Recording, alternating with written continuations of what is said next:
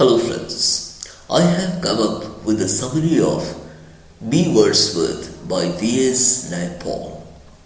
The short story B. Wordsworth is taken from V.S. Naipaul's short story collection Mingwell Street. B. Wordsworth is the story of a warm relationship that blossomed between an adult poet and a young boy. Both the characters are lonely.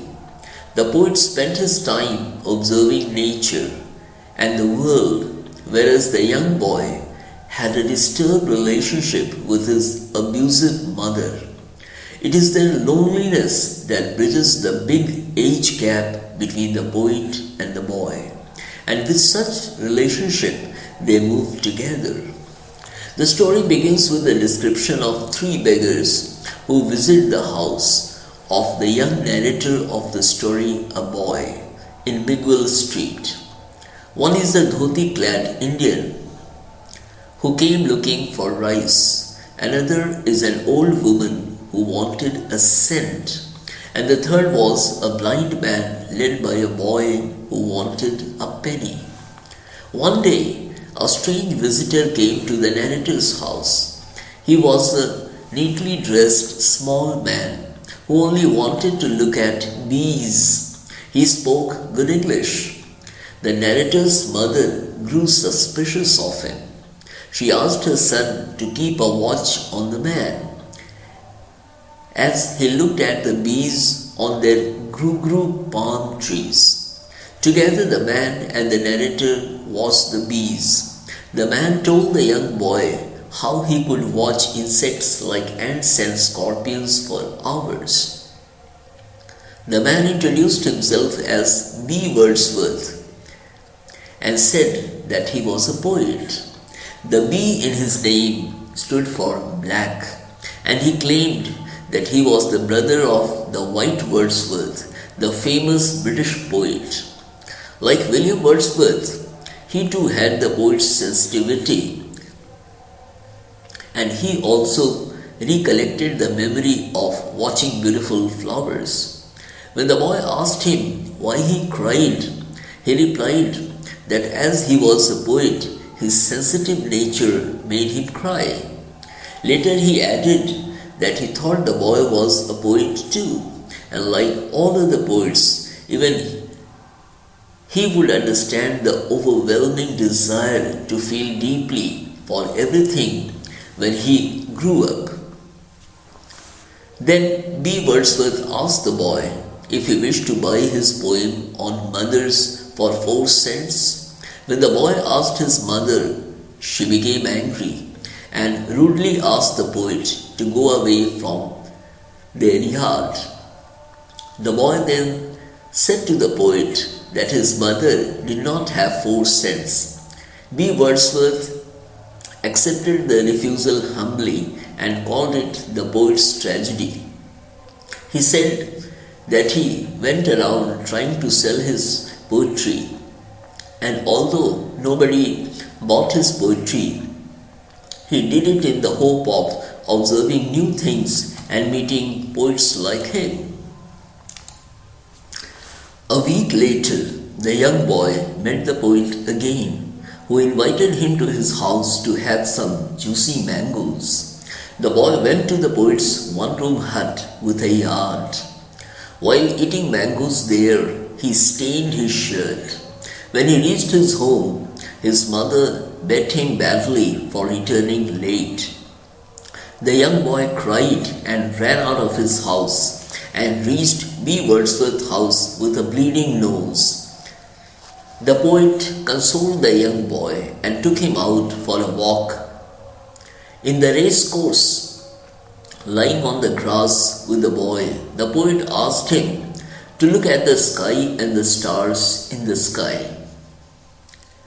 The boy enjoyed the beautiful moment while doing so. He forgot all his anger and tears.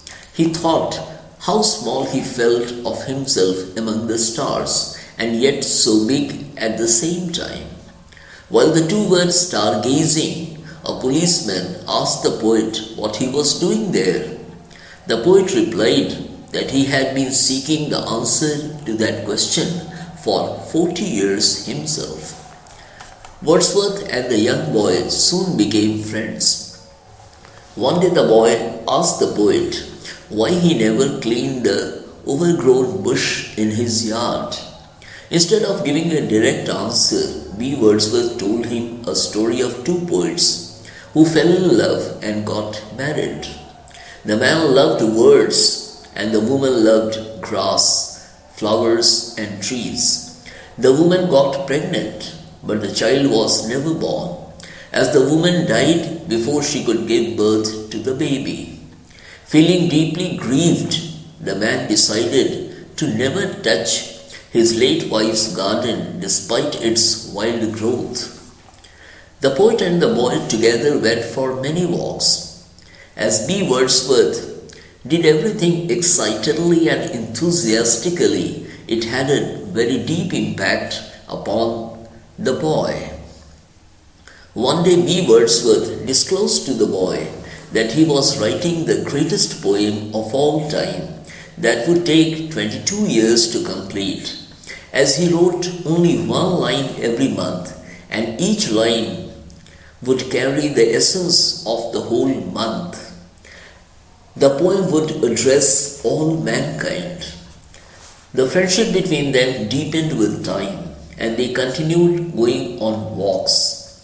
The boy never heard of B. Wordsworth's greatest poem anymore.